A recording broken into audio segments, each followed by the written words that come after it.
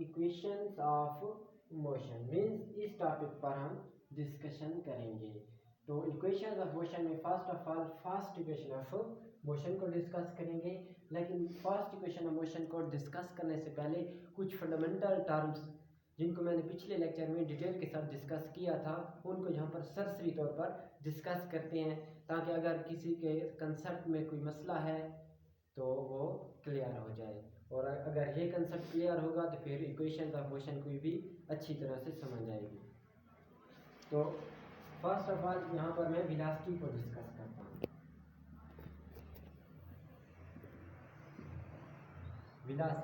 Velocity क्या है?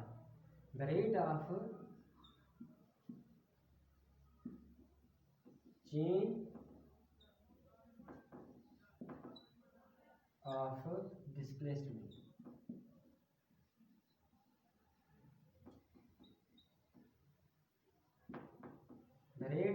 the rate of change of displacement is called velocity. It means v is equal to s by t के एक second के अंदर कितनी डिस्प्लेसमेंट तय हो रही है या कोई डिस्प्लेसमेंट तय करने के लिए कितना टाइम लग रहा है, ये हमारे पास क्या है? वेलोसिटी है। इसी तरह दूसरे नंबर पे एक्सेलरेशन आता है। तो एक्सेलरेशन को देख लेते हैं।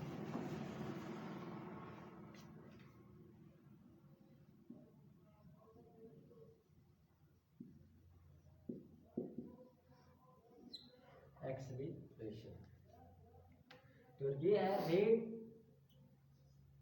ऑफ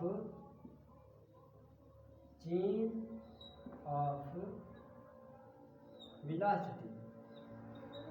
वेलोसिटी में कितनी तब्दीली आ रही है, हम इसको एक्सेलरेशन कहते हैं। मीन्स के जैसे वेलोसिटी में तब्दीली आएगी एक्सेलरेशन पैदा हो जाएगा। तो acceleration is equal to v by t, यानी वेलोसिटी में तब्दीली की वजह से एक्सेलरेशन पैदा होता है। यहाँ पर मैं एरोस इसलिए लगा रहा हूँ क्योंकि वेलोसिटी और एक्सेलरेशन दोनों वेक्टर क्वांटिटीज हैं। अब हम फर्स्ट इक्वेशन ऑफ मोशन पर आते हैं।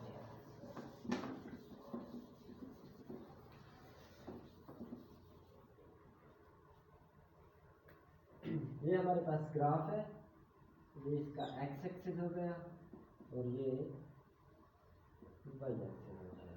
यहाँ पर मैं लिख लेता हूँ एक्स एक्सिस और वाई एक्सिस। एक्स एक्सिस पर टाइम को रिप्रेजेंट किया जाता है और वाई एक्सिस पर वेलोसिटी को रिप्रेजेंट किया जाता है। अब लेट्स सपोज हमारे पास कोई ऑब्जेक्ट है जिसने अपने इस पॉइंट से अपनी मोशन स्टार्ट की है, जिस पॉइंट को हम ओरिजिन कहते हैं, ओरिजिन से अपनी मोशन स्टार्ट किया है और इस पॉइंट तक मूव किया है। और इस दौरान इसकी वेलोसिटी जो है वो इनिशियल वेलोसिटी है, तो मैं यहाँ पर वी आई लिख देता हूँ। फिर इस पॉइंट पर पहुँचने के बाद इसकी अपनी वेलोसिटी में तब्दीली गई है। जैसे वेलोसिटी में तब्दीली गई है तो एक्सेलरेशन पैदा हो गया और फिर इस पॉइंट तक गाड़ी पहुंच गई है, जिसे मैंने बी का नाम दिया। और इसको मैं ए का नाम दे देता हूँ, ओ का नाम दे देता हूँ और इस पॉइंट को ए का नाम दे देता हूँ। अब वाई एक्सिस और एक्स एक्सिस के नाम परपेंडिकुलर ड्रा कर लेते हैं। ये वाई एक्सिस के नाम परपेंडिकुलर हो गया और ये एक्स एक्सिस के नाम परपेंडिकुलर ड्रा हो गया। इस तरह इस पॉइंट को इस पॉइंट के साथ मैं मिला देता हूँ। अब इनको नाम दे देते हैं। इसको लेट्स सपोज मैं सी का नाम दे देता हूँ, इस पॉइंट को डी का नाम दे देता हूँ। देखिए ग्राफ से हमें पता चल रहा है कि एक ऑब्जेक्ट ने ओ पॉइंट से मूव किया है ए पॉइंट तक और ये इसकी वेलोसिटी जो थी इनिशियल वेलोसिटी थी, जिसे मैंने वी आई का नाम दिया है। अभी ए पॉइंट तक पहुंचने के बाद इसने अपनी वेलोसिटी में तब्दीली लाई है। जैसे वेलोसिटी में तब्दीली लाई है तो एक्सेलरेशन पैदा हो गया है और बी से सी तक फिर इसी तरह इसकी फाइनल वेलोसिटी हो जाएगी।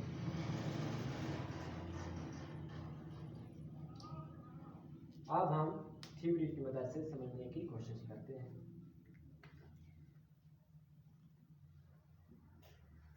Late a body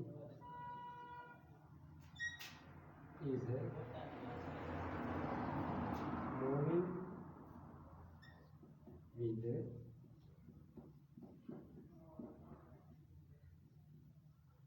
initial velocity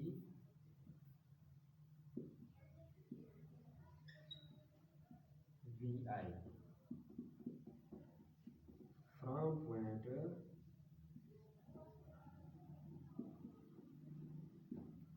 O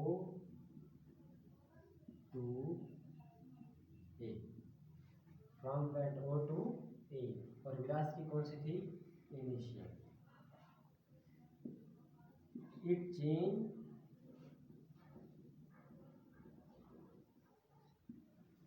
its velocity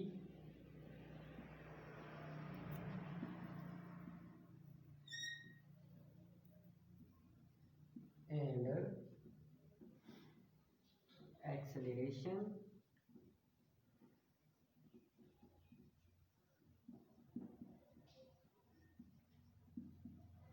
is produced. It change its velocity and acceleration is produced after some time.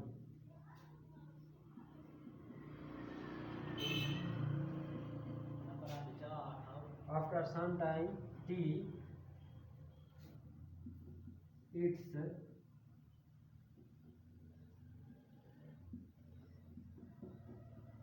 final velocity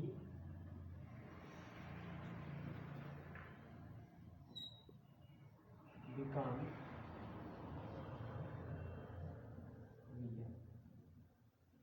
एक बार फिर देख लें। Let a body is moving with initial velocity vi from point O to A। कोई object है, उसने अपनी initial velocity vi से move किया है O पॉइंट से A पॉइंट तक। इट चेंज इट्स वेलोसिटी, इस पॉइंट से इसने अपनी वेलोसिटी में तब्दीली लाई है। एंड एक्सेलरेशन इज प्रोड्यूस, और एक्सेलरेशन पैदा हो गया है। आफ्टर सम टाइम t, कुछ टाइम t के गुजरने के बाद, जिसे मैंने एक्स एक्सिस पर ड्रा किया था। It's final velocity become vf, इसकी फाइनल वेलोसिटी vf हो जाती है। ये चीज़ की थ्योरी अब हम मैथमेटिकली ड्राइव करते हैं।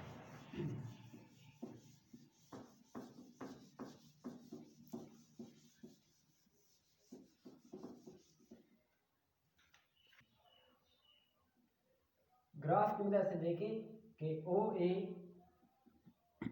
हमारे पास vi के बराबर है, और इसी तरह OC हमारे पास t के बराबर है, और BC हमारे पास vf के बराबर है। फर्दर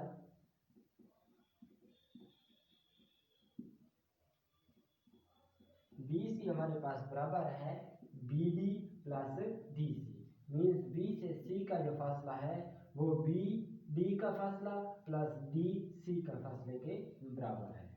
तो BC is equal to BD plus DC। अब BS की जगह में BC की जगह में VF पुट कर देता हूँ, मीन्स फाइनल वेलोसिटी। इसी तरह BD वैसा का वैसा रहेगा, प्लस DC मजीद किस चीज के बराबर हो जाएगा?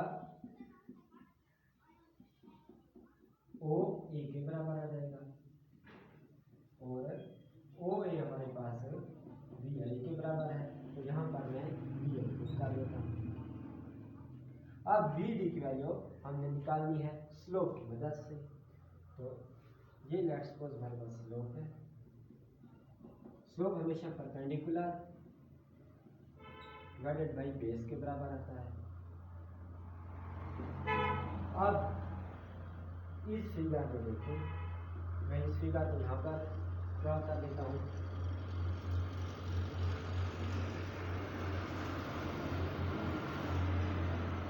ए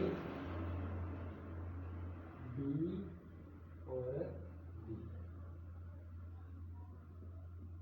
अब स्लोप यानी acceleration is equal to perpendicular, ये परपेंडिकुलर है हमारे पास, डिवाइडेड बाई ये हमारे पास क्या है, बेस है।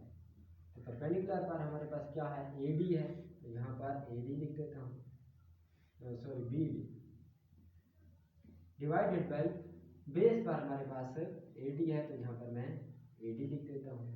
अब acceleration is equal to A D मजीद हमारे पास ओ सी के बराबर है और ओ सी हमारे पास टाइम के बराबर है, तो मैं ए डी की जगह टी पुट कर देता हूँ, यहाँ पर ए डी की जगह टी पुट कर दिया।